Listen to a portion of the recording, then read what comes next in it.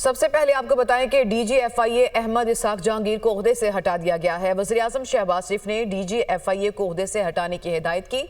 यूनान कश्ती हादसे से मुतालिक तफसीली रिपोर्ट पेश न करने पर वज़ीर-ए-आज़म ने बरहमी का इजहार किया था।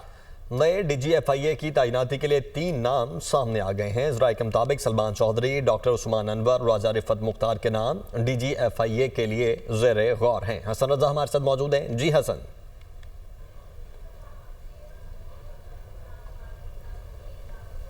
देखें, DGFIA की तैनाती के लिए जो 3 नाम ज़ेरे गौर लाए गए हैं उसमें अगर देखा जाए तो 3 नामों पर जो मुशावरत की जा रही है वफाकी वज़ीर-ए-आज़म और दीगर अहम जो अहदेदारों से जो मेरे राब्ते हुए उनका ये कहना है कि जो 3 नाम ज़ेरे गौर लाए जा रहे हैं उसमें सलमान चौधरी, डॉक्टर उस्मान अनवर का ताल्लुक IG पंजाब से है और इनके लिए पहले भी जो है वो कोशिश की गई थी कि इनको किसी आम ओहदे पर तैनात किया जा सके। और इनके साथ साथ तीसरे नंबर पर राजा रिफत मुख्तार जो कि IG मोटरवेज हैं।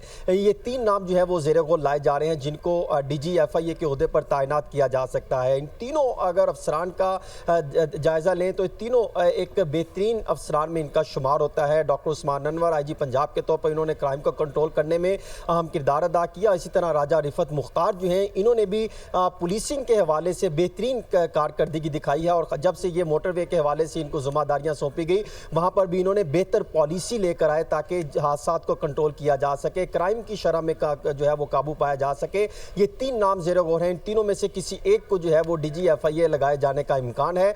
इसके साथ साथ ये भी बताया गया है कि IG सिंध के साथ और दीगर अहम मामलात पर भी मुशावरत जारी है कि वहाँ पर भी कुछ अहम तब्दीलियाँ लाई जा सकती हैं। जबकि FIA में जो तब्दीली की गई है, इसाक जहांगीर साहब को जो ओहदे से हटाया गया है, बताया गया है कि उन पर 3 मामला सामने आ रहे हैं। एक ये कि जो इंसानी स्मगलिंग का केस सामने था उसकी तहकीकाती कमेटी जो बनाई गई थी उन्होंने बर वक्त वज़ीर-ए-आज़म को रिपोर्ट पेश नहीं की जिसकी वजह से कई सवालात करे हुए। और दूसरा FIA की कारकर्दगी इंतहाई मायूस कुन थी, वहाँ पर करप्शन के इल्ज़ामात भी सामने आ रहे थे और ख़ास तौर पर जो मुख्तलिफ सूबों के हवाले से उनकी परफॉर्मेंस थी वो बेहतर नहीं थी। साइबर क्राइम के हवाले से जो है FIA की विंग की जो है वो कारकर्दगी बेहतर नहीं थी, जिसको मद्देनजर रखते हुए ये बड़ा फैसला लिया गया। और इस हुकूमत में आते साथ ये मामला चल रहा था कि FIA में जो DG तैनात है इनको हटाया जा सकता है। इनकी परफॉर्मेंस पर कई सवालात उठ रहे थे। खुद वफाकी कैबिनेट में ये मामला ठीक है और अब ये फैसला कर लिया गया है। बहुत शुक्रिया हसन आपका।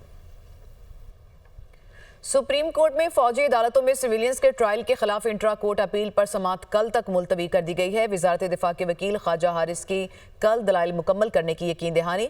जस्टिस जमाल मंदोखैल ने रिमार्क्स दिए कि मिलिट्री ट्रायल करने वाला जज तो अथॉरिटीज़ के मातहत होता है। सवाल यह है कि मिलिट्री कोर्ट्स में ट्रायल करने वाले कौन हैं। इसी से मुतालिक मजीद तफसीलात बताएंगे हसी मलिक ने हमें ज्वाइन किया। जी हसी, क्या मजीद दलाइल दिए गए और क्या रिमार्क्स सामने आए समाअत के दौरान? जी बिल्कुल, फ़ौजी अदालतों में सिविलियंस के ट्रायल के फैसले के ख़िलाफ़ ये इंट्रा कोर्ट अपीलें जो थीं उनके ऊपर समाअत कल तक मुलतवी कर दी गई है। वजारत दिफा के जो वकील हैं ख्वाजा हारिस, उनकी जानिब से आज भी दलाइल मुकम्मल नहीं किए जा सके, लेकिन उनकी जानिब से ये यकीन दहानी करवाई गई है अदालत को कि कल तक वो अपने दलाइल मुकम्मल कर लेंगे। दूसरी जानिब अदालत की जानिब से ये हुक्म दिया गया था बार एसोसिएशंस के वकला को कि वो अपनी कल तैयारी करके आएँ ताकि ख्वाजा हारिस जो कि वजारत दिफा को रिप्रजेंट कर रहे हैं उनके दलाइल मुकम्मल होने के बाद उनके दलाइल का आगाज़ किया जा सके। अगर ओवरऑल आज की समाअत की कार्रवाई के हवाले से बात की जाए तो आज ख्वाजा हारिस की जानिब से मिलिट्री कोर्ट्स के जो ट्रायल के फ़ैसले थे वो रिकॉर्ड जो था वो अदालत में जमा करवाया गया है। उनकी 7 कापियाँ जो हैं वो फ्राहम की गई थी तमाम आइनी बेंच के तमाम 7 जजेस के लिए, जिनमें से 6 जजेस की जानिब से वो कापियाँ जो थी वो वापस कर दी गई थी और जो जस्टिस मुसर्रत हिलाली हैं उनकी जानिब से जो ट्रायल कोर्ट की जो कार्रवाई का जो रिकॉर्ड था वो अपने पास रखा गया है। लेकिन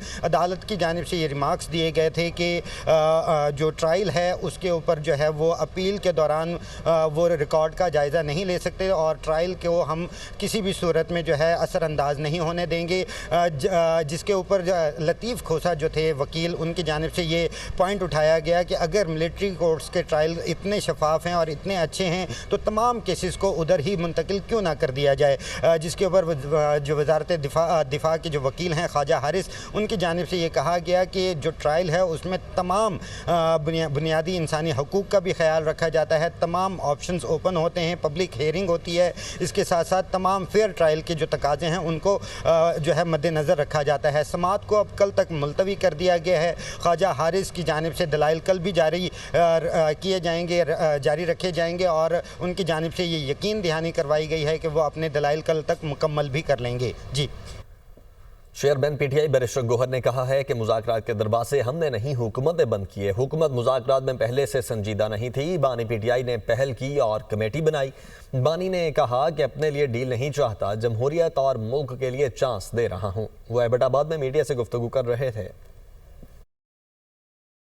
हुकूमत ने वो संजीदगी नहीं दिखाई जिस तरीके से दिखाने का हम तवक्को रखते थे, जिस तरह पूरे पाकिस्तान तवक्को रख रहा था। खान साहब ने पहल की, खान साहब ने कमेटी बनाई, खान साहब ने कहा कि मैं अपने लिए डील नहीं लेकिन जमहूरियत के लिए और मुल्क के लिए ये एक चांस देना चाह रहा हूँ। दो मुख्तसर और जिनमन मुतालिबात पे कि असीरान की रिहाई हो और कमीशन का क़ियाम हो। महीने से ज़्यादा अरसा हुआ, कोई प्रोग्रेस नहीं हुआ। जहाँ तक पीका का ताल्लुक़ है, पाकिस्तान तहरीक इंसाफ ने इसको फुली रिजेक्ट किया है। को इंशाअल्लाह ताला हम जलसा करेंगे और जलसा सवाबी में होगा। सदन एरिया के लिए भी इंशाअल्लाह ताला जलसा होगा। अमीन खान साहब इंशाअल्लाह ताला हमारे सीएम थे और सीएम इंशाअल्लाह ताला रहेंगे। उसको खान साहब का सपोर्ट हासिल है। पीटीआई ने 8 फरवरी को मीनार पाकिस्तान लाहौर पर जलसे की इजाज़त के लिए दरख्वास्त दे दी है। पीटीआई की जानिब से डीसी ऑफिस में दरख्वास्त जमा कराई गई है। Chief organiser PTI Punjab Alia Hamza ने ये दरख्वास्त जमा कराई है। पाकिस्तान तहरीक इंसाफ 8 फरवरी को मीनार पाकिस्तान पाक में जलसा करना चाहती है, ये इस दरख्वास्त का मतन है और इसमें यह भी लिखा गया है कि पीटीआई को मीनार पाकिस्तान पर जलसे की इजाज़त दी जाए। आलिया हमजा, अहमद खान बच्चर और अली एजाज भुट्टर जलसे का इनेकाद करेंगे, ये इस दरख्वास्त में लिखा गया है। आपको बताएं कि वज़ीर-ए-आज़म शहबाज शरीफ से बैनुल-अक़वामी सरमायाकारों के वफ़द की मुलाकात हुई है। पाकिस्तान की सरमायाकारी की वसी इस्तेदाद और उम्मीद अफजा इक़्तिसादी सलाहियत पर तबादला ख्याल हुआ है। वज़ीर-ए-आज़म ने पाकिस्तान में कारोबारी मौक़े में गहरी दिलचस्पी पर शुक्रिया अदा किया और जेनेटरी बेच ने पाकिस्तान की बेपनाह इक़्तिसादी सलाहियत की तारीफ़ की। हुकूमत की सरमायाकारी दोस्त पॉलिसियों को सराहा और मुल्क के मुस्तक़बिल की तरक्की की रफ्तार पर एतमाद का इज़हार किया। मुलाकात में नायब वज़ीर-ए-आज़म, वज़ीर ख़ारजा इसाक़ डार, वफ़ाक़ी बुसरा मोहम्मद औरंगज़ेब, अब्दुल अलीम ख़ान, अताउल्लाह तारड़, वज़ीर मुमलिकत अली परवेज़ मलिक और मोमिन ख़ुसूसी तारिक फ़ातमी भी मौजूद थे। वज़ीर तवानाई अवैस अहमद लगारी ने मौसमियाती तब्दीली की सेनेट कायमा कमेटी को ब्रीफिंग देते हुए कहा है कि कोशिश है जल्द से जल्द ग्रीन एनर्जी की तरफ जाएं। 2030 तक 60% काबिल तजदीद तवानाई का टारगेट मुकर्रर किया गया है।